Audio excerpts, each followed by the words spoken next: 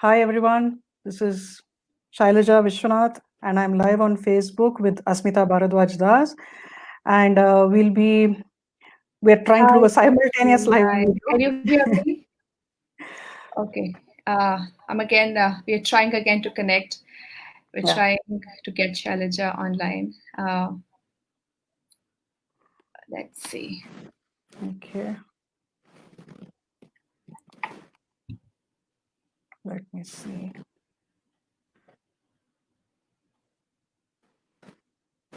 Okay, you're on. Okay. Okay, Shailaja is here. Okay, 1 second. Okay, one more time. Let's see if this works this time. Fingers crossed.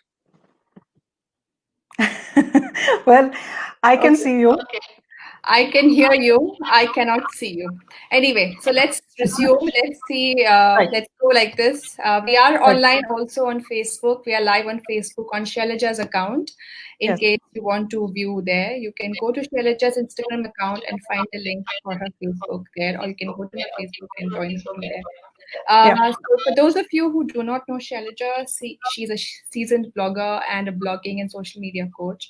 She's been helping people build a brand online for the last couple of years, and by helping them monetize their brand and build a sustainable follower base, active, sustainable, and engaged follower base. So again, in today's day and time, it's not just about being at the right place at the right time. It's also about being at the right click at the right time. So I think, all I right. think I have dropped off the feed again for some reason on Instagram. I'm still live on Facebook though. Okay. All right. So I don't know what is going with wrong with Shailaja's connection, or something is happening. She keeps disconnecting. Do you want to try again one last time, or Sure, next sure. we can try is we can go live on your account and I can join there. Let's try Shall that I out. try? Shall I try that? Let me try that. Okay, sorry guys, I'll have to disconnect one more time. There's something going wrong. I'm gonna go live on Shailaja's account, so please head to her account. It's Shailaja V. You can find her account on my Instagram stories. She's tagged there. So let's try that as well and see if that works, because we have a lot of content planned for you. We don't want this to go waste just because of some technical glitch. So please bear with us. See you soon. Okay. So now you go live on your account, right? I have gone live. I am live right now. So I'm waiting for you to join. So I think it will take a couple of seconds for you to, I think you'll have to go to my account to see the Yes. live video and then ask to join. Yeah. So it says I'm live. So I see a few I followers here. I see I see Pratibha, I see Srividya, I see Lakshmi. So sorry for the technical glitches, guys. If you've tried to log into Asmita's account and okay, Asmita's here right now. And I'm waiting for her to join. And when she does, we are also live on Facebook, and we're just working out the technical glitches. Oh, great. So this is working. This seems to be working. I can see you as well. Awesome. Awesome. Okay. Awesome. Okay, quick intro, and then let's dive right in. Let's wait for 2 more minutes. I'll reintroduce you once more, and let's wait for other people, like people who are joining. I saw a lot of people joining from my account. I know. Let's wait for 2 more minutes and Sure. start the questions. Again, thank you so much for doing this. I've been following your work for a very long time, and a huge, huge respect for the kind of content you create and the way you guide bloggers like me and many Thank more you. to create an online presence here. So thank you so much for that. I We'll wait for another 1 minute. Again, for people who missed my earlier introduction, and people who do not know Shailaja, she's a seasoned blogger and a blogging and social media coach. She's been helping people build an online brand for the last couple of years, to creating a sustained and engaged follower base and genuine followers who are making a meaningful difference in their businesses. And in today's day and time, when you don't just need to be at the right place at the right time. You also need to be at the right click at the right time. You need to research. You need to, no matter what kind of business you are in, it's a product or a service. Google and search engine optimizations has never been more important. So thank you, Shailaja, and if you're ready, we'll start with the first question. I guess that's a very pertinent question people are always asking me. I'm always asking myself is how do we know what is the right content to post? How do we carve our niche? Irrespective of the field that we are in, how do we carve our niche and make sure that the content you're posting is meaningful? It's making what people want to see. And also, how long do we kind of do this before we know that it's time to give up or it's time to carry on and we finally carve our own niche in this super competitive field of blogging? Right. First of all, thank you, Asmita. Thank you for having me on this very wonderful session. Those of you who are watching on Facebook, feel free to leave comments, leave questions. I'll be able to address them a little later in the session. Those of you on Instagram are also welcome to leave your questions. Asmita will be tracking those, and we'll try to address those questions as well in addition to whatever we covered during the live. So coming to your question, Asmita, I have a feeling that when it comes to choosing a niche, one of the first things I tell my coaching clients, that's one of the things I do. I coach people to try and figure out what works in a blogging niche, what works for them personally, is to figure out what it is, that you are really passionate about. That's very important, because without that sense of interest in your subject, it's very difficult to blog on a sustainable and long-term basis. So number one, you have to be really invested in the topic. You have to be interested in the topic. You have to be able to create content that people are searching for, people are looking for, which means there is a need as far as the audience is concerned. And your job as a blogger is to fill that need. So whenever a person comes to me and say, I want to start a blog, I want to make money, it's not that simple, right? It's not as simple as setting up a blog, write a few posts, start making money. It's never that simple. It's a question of trying to understand what works, whether you're able to create content on a long-term basis, whether you'll ever get tired of creating content, because if you do, then there's a very high chance that you will not be able to sustain it beyond the 3-month or the 6-month mark. So blogging is what I call a long game. So I've been doing this for almost 13 years now. Come August, it'll be 13 years since I started blogging. But when I started blogging, it was completely blogging into the void. Let me put it that way. In the sense, I didn't have an audience. I didn't have regular readers. I didn't really do any kind of marketing of my content. It was only in 2013 when I happened to write a set of posts or a series of posts on how I learned to stop yelling at my daughter. It was something very heartfelt, and it was something very personal, but I felt that this was something that a lot of parents were grappling with. And I just put it up there, and I think it was about a couple of years or something after I had created a Facebook account. So I just put it on my Facebook profile at the time.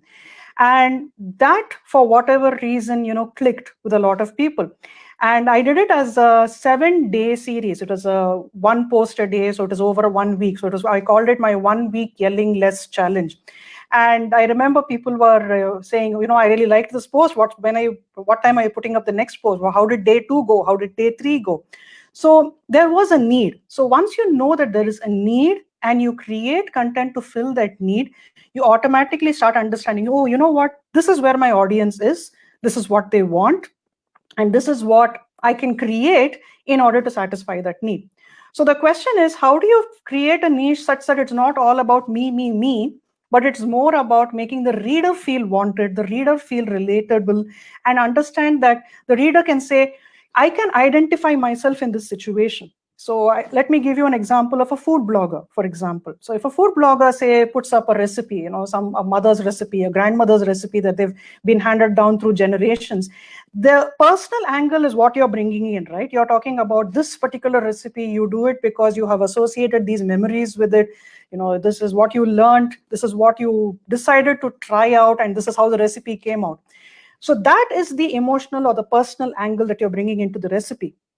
But what you're actually also doing is helping a person looking for that recipe identify and come to your website and say, hey, you know what, this is exactly what I wanted. So this person has given me the recipe, they've given me the step-by-step pictures, they've told me how I can make the recipe, how I can use it in different dishes, how I can use it as a side dish or a main dish, what are the seasons I can make this particular item. So every niche is what I call relatable, can be made relatable if you just know exactly how you're going to do it.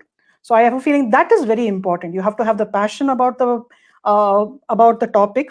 And another very key component is you should be willing to learn and unlearn. So as a blogger in the space of blog coaching and social media coaching, as you may know, the blogging space itself is a constantly evolving space. We are going to be, we constantly have changes. Like I think yesterday, Instagram released something called pinned comments. So you can pin a specific comment from the list of comments on your Instagram posts to kind of highlight it, because that has that has value-based engagement. So that also sends a signal to your followers that you value what they say, and that what they are doing in terms of engagement is helping your content as well. So it's kind of a symbiotic process. It's a kind of two-way process. So everything is, you have to constantly learn. So food blogging, you may have blogged in a particular method and a particular strategy for about 5 years or 6 years, but things keep changing. Video does well. On Instagram, shorter videos do well. On YouTube, longer videos do well. So every format, everything is a constantly changing, and a constant learning process. So I think that's a very integral part of being a blogger. And as always, I've spoken way too much on just one question. So let's go to the No, it's all words of wisdom. We really, really value everything you just said. Yeah, it's all about engaging and understanding expectations of your audience. So supremely important, as you said. Now, when it comes to engaging, we see that more and more people are doing it on microblogging platforms like Instagram or Facebook or Twitter. So how important do you think is having a presence on a microblogging platform, just a microblogging platform, and not a website or WordPress or any other how important? So this is the thing, right? Do we need one? Yeah.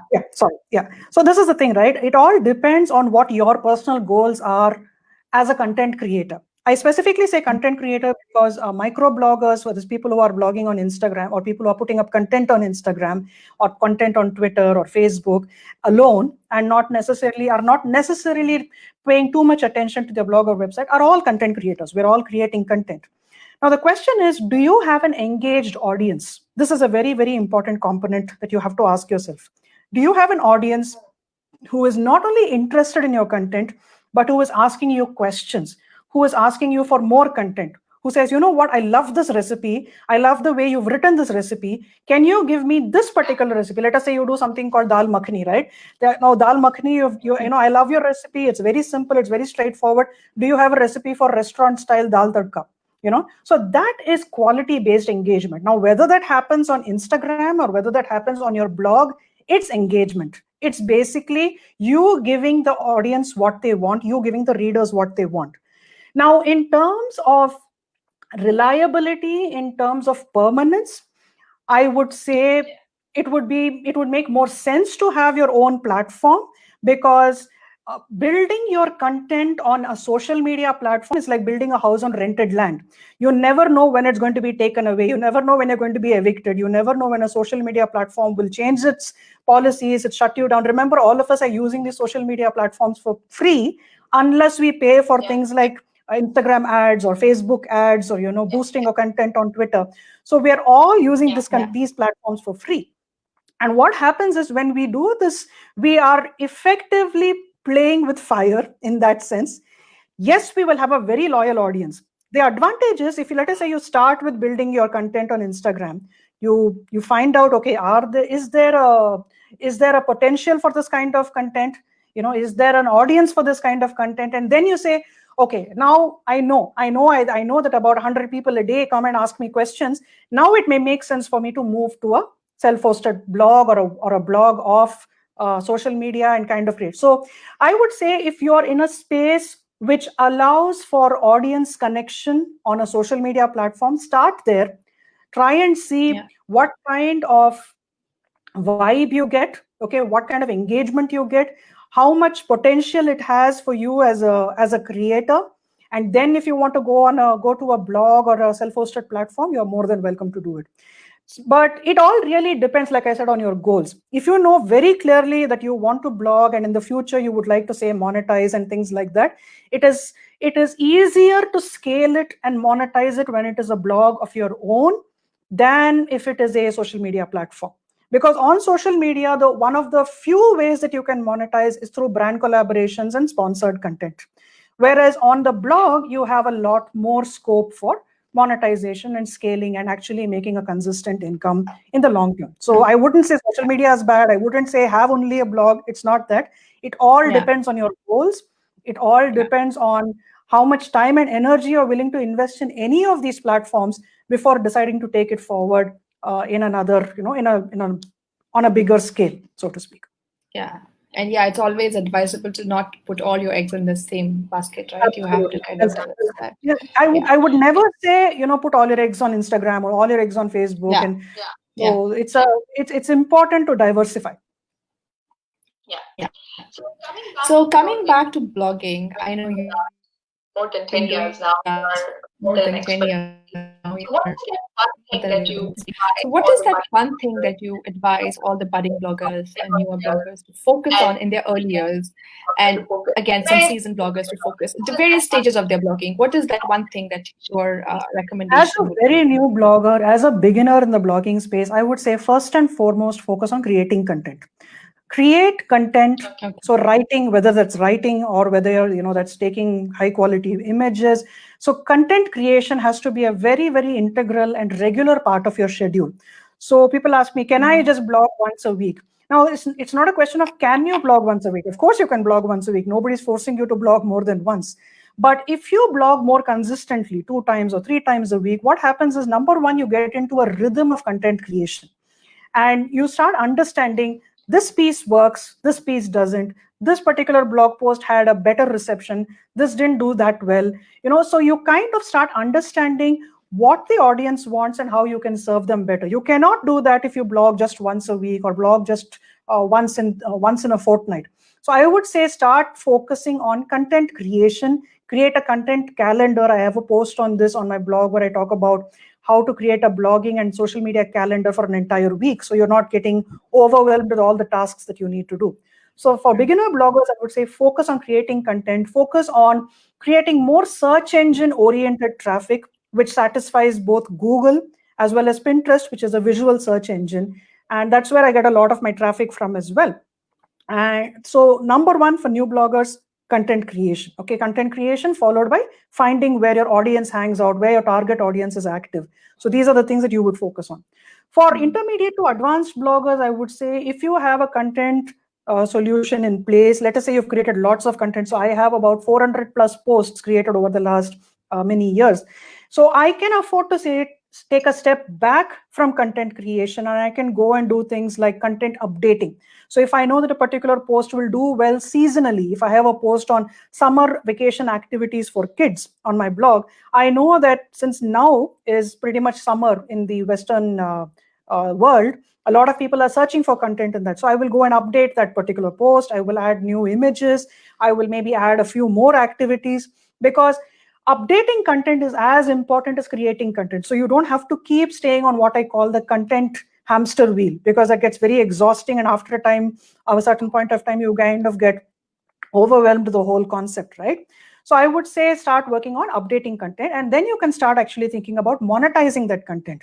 How do you monetize? If you have consistent traffic, if you have a consistent threshold of traffic, you can apply to a premium ad network and start generating revenue that way. So premium ad networks that I recommend are Monometric, Mediavine, and AdThrive, which all have a certain threshold of entry level requirements, and that will help you generate some revenue. So that is one form of passive income. And again, by the way, passive income is a misnomer. There's no such thing as passive income. Everything requires work. Then there is affiliate marketing. Then you can sell your own products, digital products. You can, if you're a cook, if you're a recipe blogger, you can write a book. You can write a recipe book. You can launch your own book. Because a lot of people I know. So people ask, what's the point of putting all my recipes in a book? The whole idea is, if you put everything in a book, which is easy for people to find, they are not flipping through millions of recipes online. They get everything that they need in a single place. So a product definitely makes sense, or an ebook definitely makes sense, a print book makes sense. So a lot of bloggers have used this particular strategy as well. So depending on where you are on your journey, you will have to figure out what will work for you as an individual. So when you say printed ebook, for example, for food bloggers, does this ebook have to be all original content, or is it recommended to kind of take something which is already published on your blog? Because not everybody goes to your blog, but probably some people might. It's all concise and collected at one place in an ebook. So what I would say is, if you're going to create if you're creating a book of your recipes, this is what I would do. If you want to create a compilation of recipes already on the blog, do it and offer it as a free book to your most engaged subscribers, because that would make more sense. I mean, if you're anyway going to be able to find it by searching for it, why would you charge them for it? It doesn't make sense, right? And then create a set of recipes which you put only in your ebook for sale, and put that up on Amazon, or put that up, if you get a good publishing deal with a good publisher, nothing like it, because then that has extra value. So the free book tells people, what, this is the kind of content I can expect. I don't have to go scouring the entire blog to find what I need. This is the kind of content I can expect. Therefore, the book that you decide to sell will have more value, because people already know what you're offering them for free. So people always worry about this fact, right? If I give away everything for free, nobody will buy what I have for sale. So it's never that. And this is something that a lot of people have asked me. So for instance, when people sign up for my newsletter, my weekly newsletter, one of the things they get immediate access to is my free resource library. And my resource library currently has 17 ebooks and checklists and PDF downloads. And somebody asked me once in my Facebook group, why do you give so much away for free? Aren't you afraid that people will stop reaching out to you? People will stop buying your products, or join your coaching sessions and things like that. So as I was reading recently in this book that I read, if you operate from that space of fear and holding back, you're always going to be worried about what will not come to you. But you operate from a space of love and complete compassion and complete empathy, you will understand that people will come to you no matter what, because what you are giving them is a piece of the hard work that you have done. They understand that, and genuine content creators will value that. There will always be people who take us free stuff and never come back, but that's fine. I mean, there's nothing wrong with that. A lot of us want stuff for free, and that's perfectly fine. So give them the work for free, give them the content for free, but also keep in mind that you will have the potential to bring them on as an engaged or a loyal subscriber base, people who will come back, people who will buy your content, people who will set up coaching calls, people who will say, I'm completely overwhelmed, I don't know what to do, tell me what to do from A to Z, So there's nothing wrong with doing that kind of balanced distribution of content. Just taking a moment to thank everybody who's joined and is sending their questions. We are taking a note of your questions, and we'll take them at the end of the session, just to kind of keep in the flow of what we've already prepared for. So coming back to our next question, again, and coming back to blogging, we're talking about engagement, we're talking about numbers. Sometimes as somebody who's handling it all on your own, these multiple platforms and multiple statistics, the Google Analytics for WordPress, the Instagram statistics, the Facebook statistics, all gets a bit too overwhelming for somebody who's doing it all while creating content and while engaging with the audience. So is there a magic wand that you have, that a tool that you can recommend, or something which can help maneuver through all these zigzags? Mostly people who are kind of right-brained and creating doing creative work. They're not that good with managing the numbers. So, and then you don't have a budget in the beginning to outsource it. So how do you kind of maneuver and get through those daunting statistics? Okay. So first of all, I'm a solo entrepreneur, right? I don't have a team. I don't have a virtual assistant, although I may rope in my daughter soon because the amount of volume of work involved. But the thing that I do on a personal basis is only take on what I can handle. So that's very important. And what I do is a concept called day blocking. Now, day blocking tells me that as important as content creation is, it is equally important to kind of lay emphasis and lay focus on what I would call is studying what works, studying your insights, studying your analytics, studying your metrics. So I have a day dedicated just for that. So I'm not checking my analytics every single day. I'm not checking my Instagram insights every single day.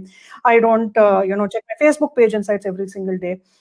What I do is I have specific days for different things. I have a day for content creation. I have a day for creating images. I have a day for social media engagement where I'm typically more active. Like for instance, when we do a Facebook live or an Instagram live like this one.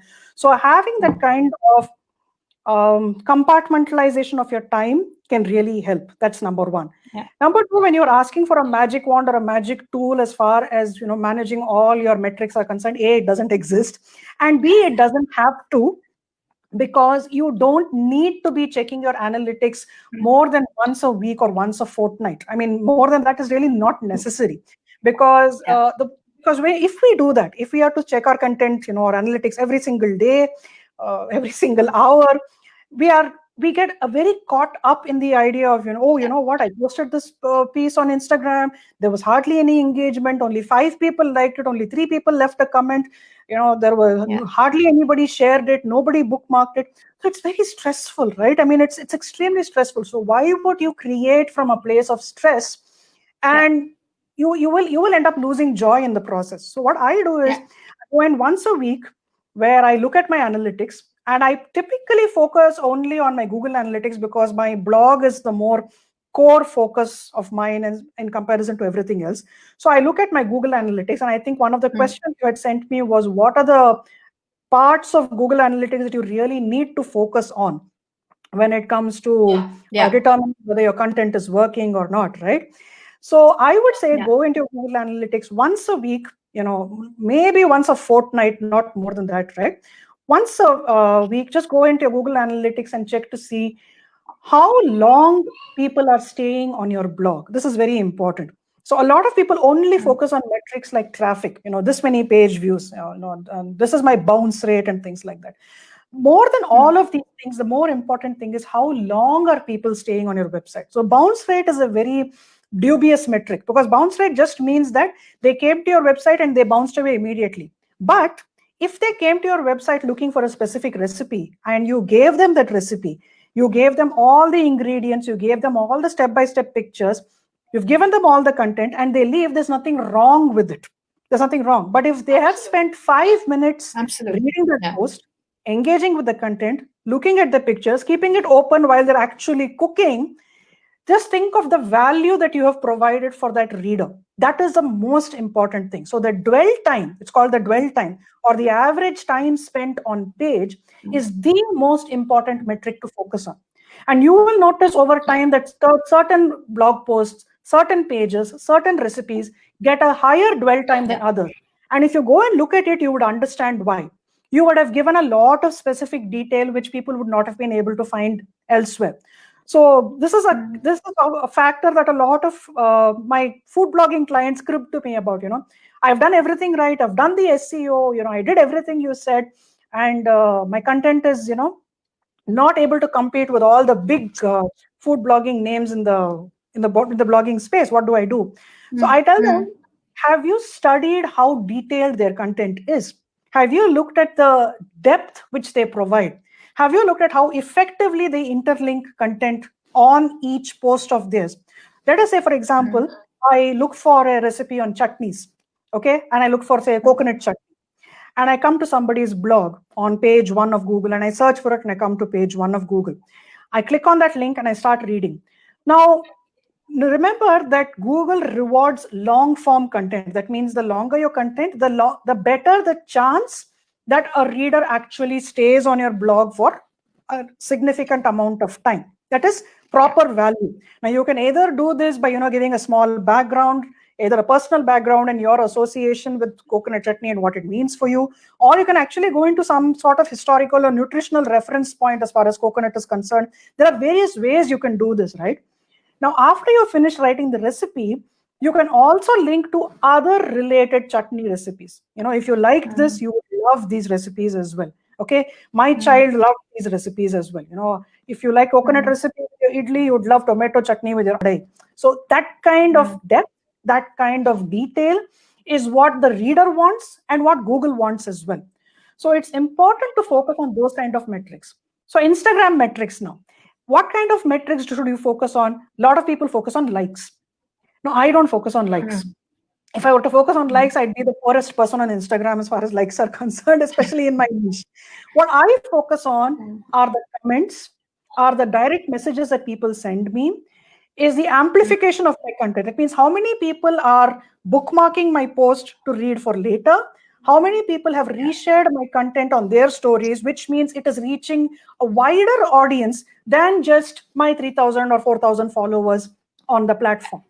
So those are the metrics that matter. So, and very, very important is how well you tell a story, even on Instagram or even on your blog. That storytelling is a very core component of quality engagement.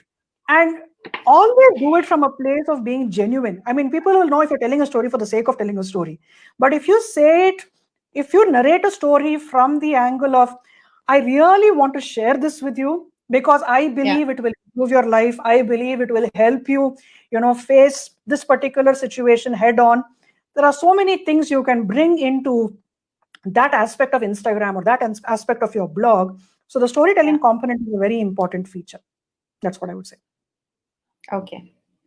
So you've already answered my next question. My next question was actually to let the readers know is, again, that bounce rate statistics is so like a kind of disheartening sometimes. And you always think of ways to kind of make people stay on your page longer and lower than bounce rate. So as you suggested, have a story, have meaningful content, go deep, and like the depth of content is very important. So yeah, great point. Great, very, very useful point, I guess, for all of us. Now, my next question is about the search engine optimization. We all know it's very, very important, right? A lot of keywords go into blog posts to make that happen. But again, for somebody new, again, I can only speak about food, but for somebody new, like me and people who started content year after year, are competing against these giants, right, when it comes to come up in the SEO, like bigger brands who kind of, I think they either have purchased those keywords or are kind of associated with those. They have a very good SEO team in place. They have a very good SEO team in place. Yeah. And they have so much content. So there's, once you go on the website, you are just basically there. So how do new bloggers improve their SEO? How do we make sure that, organic traffic is ever increasing and it doesn't, we don't get lost in the big chunk of blogging and, we do get noticed. And what role can social media play here? Right. So the thing is, right, a lot of people approach SEO or search engine optimization with this fear mindset, with the idea that it's too big. I'm never going to be able to compete with the big names. I'm never going to be able to do this. So naturally, that's a self-defeating prophecy. You're already in the state where you're saying it's not going to work, so why bother? Whereas if you go into the idea of SEO with, like I always come back to saying, serving your reader. Number one, serve your reader. Always think about putting yourself in your reader's shoes. Think of yourself going to Google and searching for a recipe. What do you search for? Like, for instance, thanks to the lockdown, I've been doing a lot of cooking, way more than what I'm used to. But as a consequence, I actually know what I'm searching for, right? So, for instance, if I decide I'm going to make pindi chole, so I'm actually searching for the words how to make pindi chole, right? Or how to make pindi chole the easy way. Very important, because I don't like complicated recipes. I don't like spending hours in the kitchen. I want simple recipes. I want easy recipes. So these are very important things to keep in mind. What do you like to search for? That is exactly what your audience will also be searching for. So very, very often you will notice that the top results will have words like this: quick, simple, easy, especially related to food blogging, I mean, but technically applicable to every niche. Okay, because everybody wants quick solutions and easy solutions. So that's the first thing. Okay. Absolutely. The next thing that you need to target are what I call low volume keywords. If you say pindi chole, yes, it's very difficult to rank, because you will have really big bloggers already on the front page and things like that. But suppose you have a particular twist to that pindi chole recipe, Amritsari pindi chole, because that is something that fewer people will search for. And you may think, okay, fewer people are searching for that, why should I create it? But if fewer people are searching for it, you still have an audience. You still have people waiting to find that content and look for it. So even though you may not rank for pindi chole, you may start ranking for how to make Amritsari pindi chole in 15 or 20 minutes. So these are called long tail keywords, low volume keywords. So the long tail and low volume keywords are what you need to target when you are trying to compete with the big guys in the SEO space. That's the first thing. Having said that, there are a lot of other factors which go into helping you rank on Google. And one of the things is what is called domain strength. Now, domain strength is basically your domain. Let us say OneWholesomeMeal.com. How long has OneWholesomeMeal.com already existed on Google? 3 years, 4 years, 5 years, 6 years? You would have a natural advantage over a blogger who decides to start her blog or launch her domain next month, because Google takes time to age your content. So I say, in terms of time frame, in terms of, and this is true of all SEO, by the way, whether it's Pinterest or whether it's Google, everything needs time.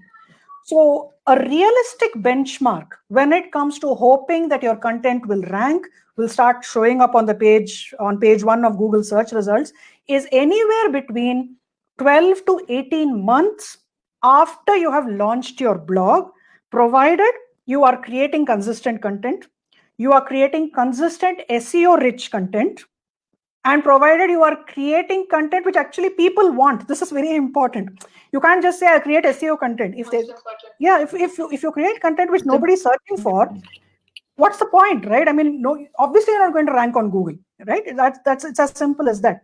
So when I go to create content, I first find out what is it that my audience wants. Of course, I've been blogging for a while now, and in my blogging coaching space, I have a very engaged email list as well as a very engaged free Facebook group. And I keep asking them, what is it that you're finding challenging?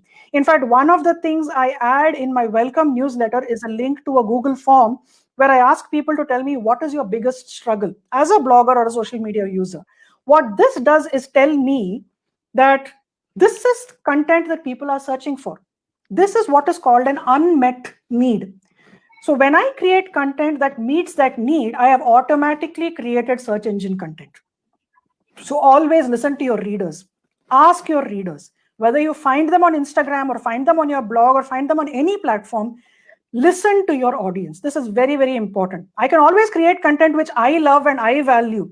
But if that is not actually answering anything which my audience wants, I'm effectively blogging into the void, as I call it. Basically, I'm blogging, it's going out there, nobody's reading it, nobody's engaging with it. It doesn't make any difference to anybody's life. But create content which the audience wants. I guarantee very slowly, but very steadily, your content, your blog, your work will rise in the SEO rankings. It will happen. There's no way around it. It takes time. It's and as we discussed before, also to find your niche, to find out what your audience want, that itself is a time-taking exercise. So it again brings us back to the first question and first topic we discussed, that if you're not into this for the long term, and if you're somebody who doesn't have the patience to be here to create content, without any expectations for a long term, then you probably have to Absolutely, rethink absolutely. It may not be. I always tell people blogging is not a get rich quick scheme that you see on your Pinterest or Google, because you will say, how do I make $10,000 blogging next month? So if somebody asks me that, I tell them, you let me know if you find out, because I don't know the answer to that. So,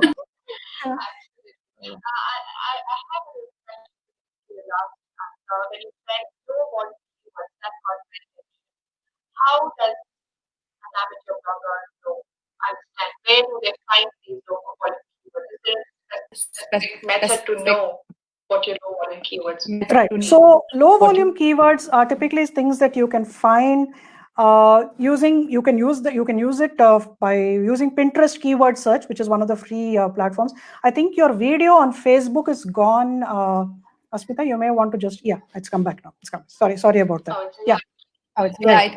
No worries. So so low volume keywords. So one of the things I do is because I already have a lot of content on the blog, I go and do what is called keyword mining in my Google Search Console. Google Search Console tells me what are the search terms that people are using to actually land on my blog, which is actually coming to my blog. Now, this obviously will only work for people who have been blogging for a while, who have some amount of search volume traffic. So I would say this works for those people.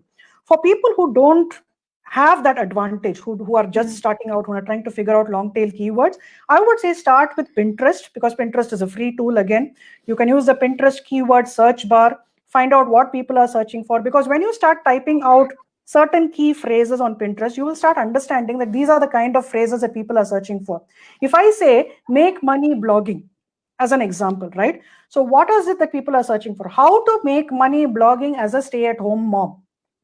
So that is the depth to which people search for content. How to make money blogging as a stay-at-home mom.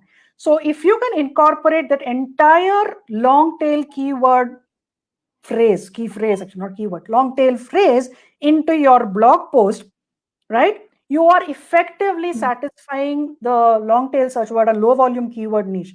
How to make money blogging is still very competitive, by the way, but how to make money blogging as a stay-at-home mom or as a work-from-home mom will have lower volume. So then there are a couple of free tools. There is Uber Suggest, which is the keyword tool. There is by the way, Google itself gives you that option. Right at the bottom of your search engine results, you will see people also search for, and then you will have a series of suggestions at the bottom. Have you seen that?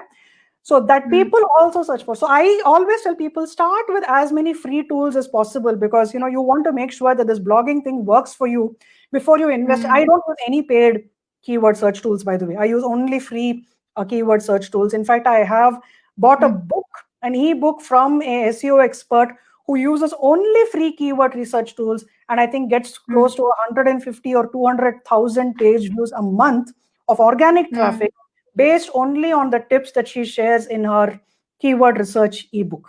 So don't spend money that you don't have, and don't be spending, especially a lot of keyword research tools are extremely expensive. It doesn't make sense to spend that kind of money. Yeah. Okay. Great. So since we're talking about money, my next question was also about money. It's a very, very, very broad question, but I'll leave it to you to kind of, really make it crisp and tell us in layman words, how does one monetize their blog? Not everybody is there in the blog for that reason, but a lot of us are. And make money out of blogging, social media platforms. Again, if you could touch on it with respect to bloggers also. Right. So I have done an entire IGTV live on how to make money blogging, I think. I'll see if I can share the link to that on the Facebook thread, and maybe you can, if you share this on IGTV, we can add the link to that later as well. But effectively, there are a number of routes that you can take to monetize your blog. Number one is ad revenue. I say number one because it is the easiest thing to target for a new blogger who has no audience and no traffic to speak of in the initial stages. So ad revenue is basically where you get consistent traffic over the long term, and if you get consistent traffic about 10,000 page views a month or whatever it is, you will notice that you tend to be able to apply to a premium ad network. So I've mentioned the premium ad networks before. Ad revenues basically, and these are pay-per-view networks, not pay-per-click networks. Google AdSense is a pay-per-click network and not very reliable. Pay-per-view networks, meaning that every time an ad is delivered as an impression to your reader, that generates revenue for you. So it also depends on the quality of your traffic, how much of your traffic comes from the US, UK, Australia, and Canada, which are the high volume ad countries. So if you get traffic from there, that's one way of doing it. The next way, and probably what I would recommend as a next step after you get consistent traffic, is affiliate marketing and email marketing combined. Now, affiliate marketing, I did a 5 free day boot camp last month on how to use affiliate marketing as a blogger.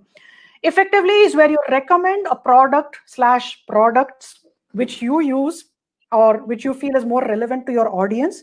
People buy that and you earn a commission. So depending on the product, depending on the affiliate, you can earn pretty well. So it depends on the percentage that you get. It depends on the overall value of the product as well, of course. And that is one other form of marketing. So one of the most common forms, of course, is Amazon affiliate marketing. So a lot of food bloggers can start with that. So they can start with, signing up for the Amazon affiliate program. And I always say this, please sign up for the Amazon affiliate program only after you have a certain number of consistent views, especially Amazon, anything outside Amazon India. So Amazon US, UK, Canada, Australia, and so on, have very specific requirements. You need to generate 3 sales in a 180-day period. Otherwise, your account is deactivated. Your account is removed from their affiliate program. So a lot of people join and they don't generate the sales. They get their affiliate links pulled, and then they say, it's such a waste. So the point is, if you don't have an engaged audience, how are you going to be able to sell anything? So you have to be able to get people to connect with you, engage with you, trust you. So basically build that element of trust, very, very important. So that's true of any advertising, right? I'm not going to just buy something because I see an ad on TV. I'm going to do the research. I'm going to find out if a friend of mine is using the product. I'm going to find out what are the pros and cons of the product before actually investing money. That's true of a blogger as well. Just because a blogger says I should buy this Hawkins pressure pan, am I going to go and do it right away? No, I'm going to think about it, right? But if I know that consistently this particular blogger only recommends things that have been useful in the past, have always helped me no matter what I have done, then I think, I don't even have to think about it. If Asmita says this is good, it has to be good. I'm just going to go ahead and buy it. And the interesting thing with affiliate marketing, by the way, is people actually over time will start reaching out to you and asking you, do you have an affiliate link? I would like to use that link to buy this product. So that is the level of trust and expertise you would like to build, because that means you have completely been able to connect with the reader and build a loyal audience base. So that's very important. So affiliate income is the second way of monetization. Third way is where you create your own products, like we talked about earlier. In my case, it's ebooks. In your case, it could be recipe books. It could be workshops. You can provide services, by the way. You can do workshops, you can do coaching, you can teach people about food blogging, you can teach people about food photography. Food photography is a huge niche, right? I mean, I know people who do food photography as a complete side business. So you can actually teach people how to take proper photographs. You can do a course, you can do a one-on-one workshop, you can do a group workshop. So many streams of revenue in that sense. And then, of course, there are sponsored posts. This is, of course, most useful if you have a very strong social media or brand presence.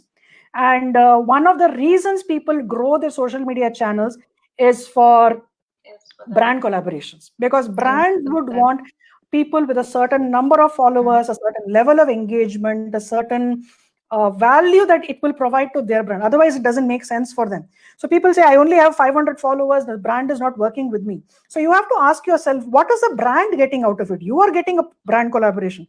What is the brand getting out of it by associating with you? Are they going to get sales? Are they going to get people coming to their website and checking out the product? Because if that doesn't happen, it doesn't really make sense for them to engage with a particular influencer, for lack of a better word, although I don't like that word personally myself.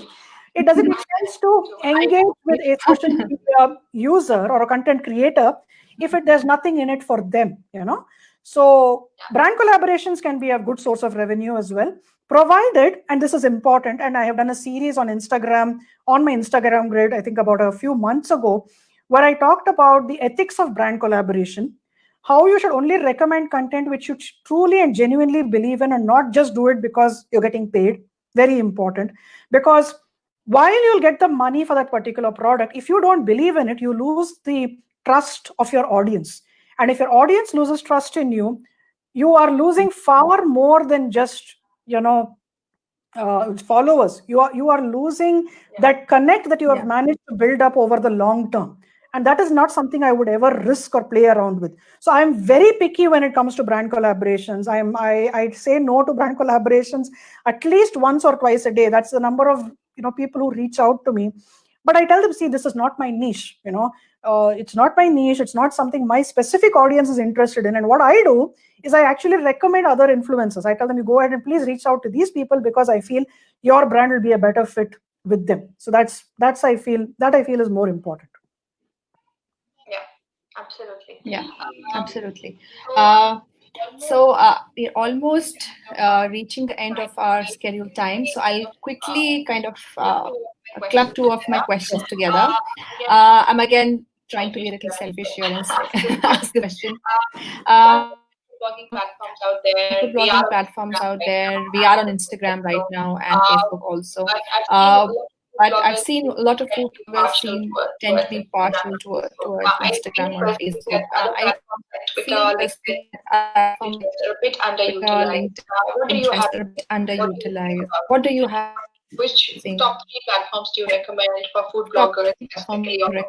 Food bloggers, for bloggers, in general. The number one thing I would recommend is your blog.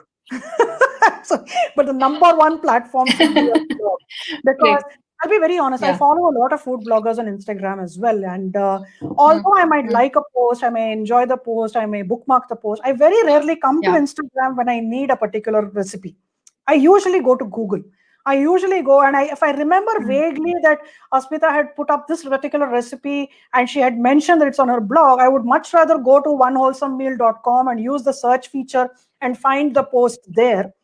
Then I would, come back. So Instagram is what I call your ego boosting, your vanity boosting, your instant gratification platform. It makes you feel good. It makes you feel, and it's not all bad, by the way, because I get a lot of organic engagement on Instagram. I get a lot of leads on Instagram as far as my business is concerned. I get a lot of subscribers from Instagram. So Instagram is not bad, but I don't build my business on Instagram. That's the difference. My business is on my website. My work is on my website. People ask me for a tutorial, I send them that link to my website. So it's first and foremost, focus on your website. Very important. As a food blogger, your website has to be a priority. Your Instagram should be your add-on, not the primary source of your content, not the place where you build all your content. Number one. The second platform I would recommend for food bloggers is Pinterest, because Pinterest, by the way, which is not a social media engine, it's a social media platform, it's a search engine. It's a search engine. Why? Because Pinterest will send you targeted traffic for that specific recipe. Yes, again, you have huge competition. It's very similar to Google in that there's a lot of content. There's a lot of content creators out there. They're all putting out this content and you're competing with it. Yes, agreed. But that is where people go when they want to find a recipe. So if I want to find, the best way to bake eggless brownies, which I never do, by the way, because I don't bake, but I'm just giving that as an example. But I would go to Pinterest to look for it because I want to see how the eggless brownie would actually turn out in the end, Because Pinterest is a visual medium. So I would say I go to Pinterest to look for it. Focus on Pinterest next. Third platform I would say is Instagram. And remember, this again depends on each platform, on each niche. So for a food blogger, I would say start with your blog, focus on Pinterest, have a presence on Instagram. I don't say focus on Instagram, which means even if you don't post consistently on Instagram as a food blogger, you would still be fine. You will still have your followers, because food, fashion, lifestyle is kind of Instagram's thing. People come here to look for content like that. So you will never ever lose your audience on Instagram. You only way you work with your audience on Instagram is if Instagram itself shuts down tomorrow. But otherwise, nothing is going to happen if you post once a week or twice a week instead of posting every day. Rather, use that time to work on your content, work on your blog, work on driving Pinterest-related organic traffic back to the blog, and that would be really time well spent in the long term. Okay, makes sense. Makes sense. Thanks. That was very helpful. Now I'm just going through the questions that people have asked. Love infused recipes. She's asking, ma'am, should we start from WordPress or should we buy a domain name? I'm not sure. I think she means should you go with free WordPress or go with the self-hosted WordPress blog? Yes, I see. Okay. Yeah. So this is the thing, right? Ideally, I would, as a blogging coach, I should be telling you start with a self-hosted WordPress platform. But it all goes back to, can you be consistent? It doesn't make sense to invest in a self-hosted WordPress platform, shell out that kind of money, because all of this is upfront payment. It's not pay as you go kind of a thing. It doesn't make sense to make that investment if you are not even sure of consistently creating content. Rather, you can do what I did. You can start on a free WordPress blog or a free Blogger blog, start creating content. If you're able to create content consistently for about 3 months or so, and you're able to make it work for you, do that.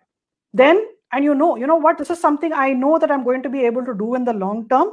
So let me go ahead and buy the domain, buy the WordPress hosting, and move to self-hosted WordPress. And before people ask me this, I only recommend self-hosted WordPress because that is the only platform that I know is the most SEO friendly.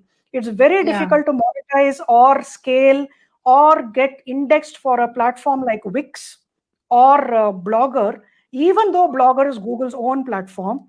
So there are very, very few bloggers, by the way, who actually do well with the custom domain on Blogger. But remember, all of those bloggers have been blogging for the last 15 years and more. They are not new bloggers. So those people have already, and so there again, domain age comes into play more than just the platform. So in terms of flexibility, in terms of growth, in terms of value, a self-hosted WordPress blog is what I would recommend for serious bloggers who would like to grow their content, scale, and monetize. Okay. Yeah, I'm just looking at the next question. Sure. Shikha is asking, and I think they're two similar questions. I think you can take them together. Okay. Shikha writes poetry and Deepa writes, her niche is positivity. So they're both asking, Shikha is asking what kind of content should be on my ebook, published content, which is on social media, or fresh content only, and something similar. Deepa is also asking what kind of ebook I should write. Please advise me. So, like I mentioned earlier, right, you can, of course, compile your existing poetry or your existing positivity posts or whatever and make an ebook out of it. In my experience, though, when you do this, charging people for it does not really make sense, because if the content has already existed, you can, of course, delete the content on your blog and then make sure it's there in the ebook alone. But I would say take a call on the value that you're providing. If you believe that your content is of really great value, let me give you an example. So there's this person that I've started following recently, right? His name is George Cow, and I'm doing a series on Instagram on his principles of joyful productivity. Now, he has actually published an ebook on joyful productivity, which is actually a compilation of all his existing blog posts. I have still ended up buying the ebook because for me, the value that I got out of having all those 40 chapters or 40 blog posts in one place far outweighed the need for me to go and search for each single post and read it on his blog. So I would say always think of the value that the reader gets out of it. Is the reader going to get specific value out of spending money on your ebook, or they would be much better off just getting it for free and maybe you give them a value packed content later in life? So it's a decision that you would need to take. So this is more of a case by case basis, So there are people who can afford to repackage their free content and sell it as an ebook. Okay. Then there are people who would rather give away their repackaged content for free and work on completely fresh content for a new ebook. So this would depend on you and your audience. Maybe you can ask your audience. You can actually run a poll in your, on your blog and ask them, if I were to publish an ebook of my poetry, would you pay good money to read it, or would you rather that I gave it to you for free? You'd be surprised how many people would actually respond. And I always say, trust the reader. Don't come at it from a space of, oh, my readers will only want it for free. So always trust the reader and go with what they want. That's important. Yeah. There's another question. Do you have questions at your end from the Facebook? There's just one question, so let me take that right now. Okay. So can a content creator totally avoid having social media presence and still be growing and earning? Interestingly, yes. So there is actually a post on my blog. You can go and I'll try and see if I can drop a link to that in the comments below.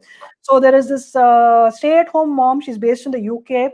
She has a personal finance blog, and she earns around 5,000. She was earning, and this was about a year ago actually, that back then she was earning about $5,000 per month using only her blog, SEO, and Pinterest. So she doesn't have an active Instagram. She doesn't have an Instagram presence at all. She doesn't have a Twitter presence. She does not have, as far as I know, she does not have a LinkedIn presence either. She has a Facebook page, but it's not regularly updated. It's more there because, people typically look for content on Facebook and things like that.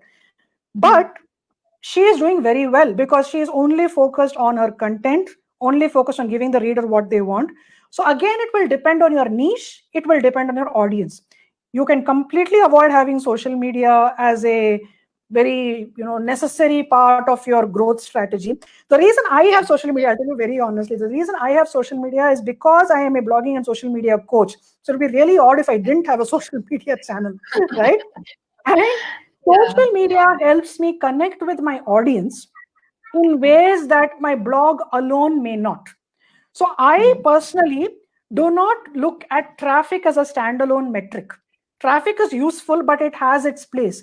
My larger metric, which I assess and use, is the engagement metric. Where do people engage with me? Typically, people send me messages on Instagram, they send me emails, they leave comments on my Facebook posts, they tag me inside my Facebook group with questions.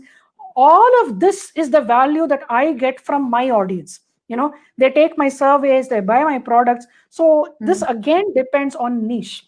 So you can be a blogging coach, complete blogging coach, by the way, without a social media presence at all. And I know people who are this, they only do one-on-one consultations, they do ebooks and courses, and they're not very active on social media. It's doable. But the question is, will you also enjoy doing social media? So I personally enjoy social media. I love the interactions. I love the fact that I connect with people, build my network, and I started doing social media back before social media was used as a strategy platform. I used it as a social media platform. I connected with other bloggers. We visited each other's blogs. We really built a thriving community around the idea of blogging and networking. So for me, social media means something totally different than just a place to promote your content or promote your blog posts and get more eyes on your traffic. So I'm not in that mindset at all. So I think that's very important to remember. Yeah, you had a question on your end? Yes, there is another question from Love Infused Recipes. She's asking, do you think email marketing is important? Actually, I had that question. Great question. Do you think email marketing? Now, this is the thing. Email marketing is ideally important if you are looking to monetize. Okay, so let me be very honest. You will tend to sell more of your products, more of your affiliate products, if you have a very engaged email list. That being said, you can also use email marketing to just connect with your subscribers. Let me give you an example. I think there is this fitness coach on Instagram, Simran, right? Simran, I forget her last. Simran Chopra. Simran Chopra. So she has a weekly newsletter which goes out, I think, on Tuesdays, where she shares a simple recipe and as well as a fitness tip and things. So that's, she's basically connecting with her audience. She says, people have asked me what is the kind of nutrition items that I take and things like that. Looks like our live video ended on Instagram. Did we exceed the time limit?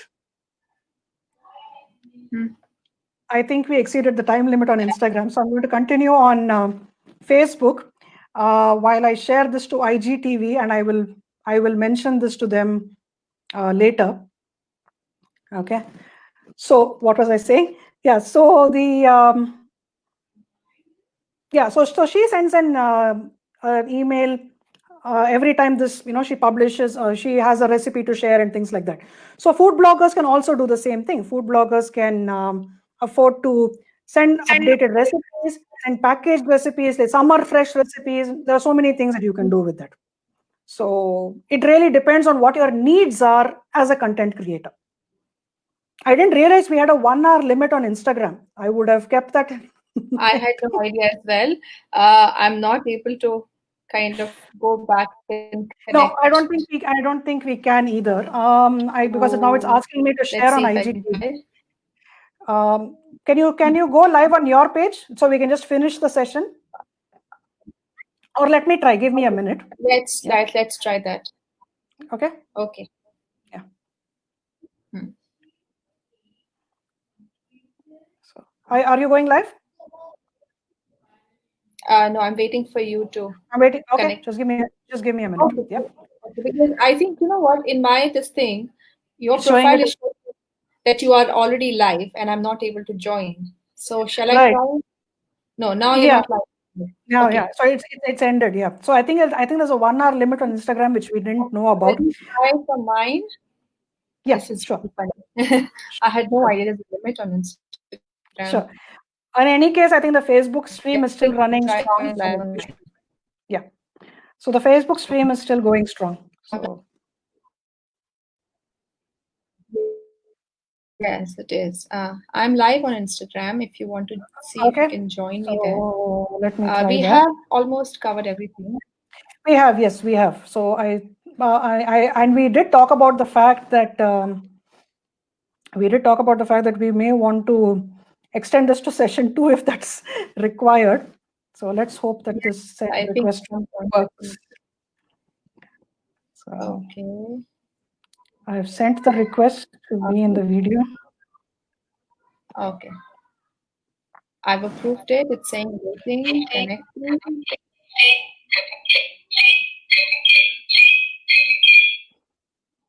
Okay, I think there's a bit of feedback. Yeah, I just put myself on. Okay, as usual, I can't see myself, but that's fine. Just wanted to sign off and let everybody know that I'm sorry we didn't realize that there was a 1 hour time limit on Instagram and we seem to have exceeded that. Yes. So please make sure that you catch the replay of the IGTV live on my page, and you can also catch the replay of this on my Facebook page because that has the entire video without breaks. Okay. Yeah. Yes. Really sincere apologies to everybody who joined, and there's somehow a cap on the duration of Instagram live. I hope you can hear. You just heard what. Gone off again. Now you've gone off. Anyway, so I think we covered a lot of questions. Apologies, a few in the end we couldn't cover. But what we could do is once we share this as an IGTV video on Shailaja's profile, you can comment there and ask more questions. And of course, we can also try to. Yeah. Okay, I can hear you now. We can try to at some point do one more live and go into. Sure. So okay. No, I was just telling people who joined that if they have any more specific questions, they can DM us or comment below the Instagram live. The IGTV video, which we will share eventually. Sure. And this was such a huge hit. We'll definitely try and do another session and take it. Definitely. Thank you so much, Asmita. And thank you for everybody who tuned in. I hope you found it useful. I hope you found it enjoyable. I have a free newsletter for those of you who would like to join. I'll drop the link to that in the comments as well. I have a free Facebook group as well. Those of you who are more comfortable connecting on Facebook. I typically do live sessions there as well once a month where we cover a lot of ground. So feel free to join either the newsletter or the Facebook group, or you're not comfortable joining anything. There's no pressure. Don't join anything. Just follow our content. And I hope if you decide to start a blog, or if you already have a blog, you enjoy doing it and you consistently manage to grow it in the long term. Okay. Yes.